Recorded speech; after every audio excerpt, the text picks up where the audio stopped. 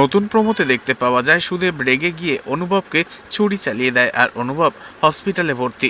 অনুভবের চিকিৎসা চলছে, তবে আজ হঠাৎ লাজু অনুভবের কেবিনে ঢুকে পড়ে আর ঘুমন্ত অনুভবের হাত ধরে কাঁদতে কাঁদতে বলতে থাকে, কিটকেল, তোমার জীবনের আজ সব কিছুর জন্য একমাত্র দায়ী আমি, আমাকে তুমি ক্ষমা করে দাও।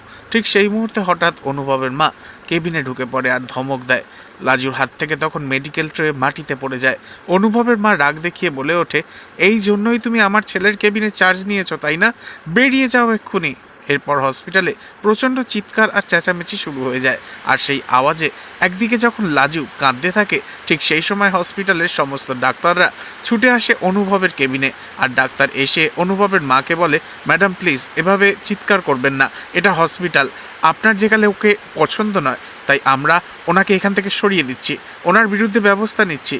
তখন লাজু কেবিন থেকে চলে যেতে গেলে অনুভবের জ্ঞান ফিরে আসে আর অনুভব লাজুর হাতটা ধরে নিয়ে বাধা দেয় আর বলে, লাজু কোথাও চলে যেও না, আমার পাশেই থাকো, না হলে আমি এখানে মরে যাব।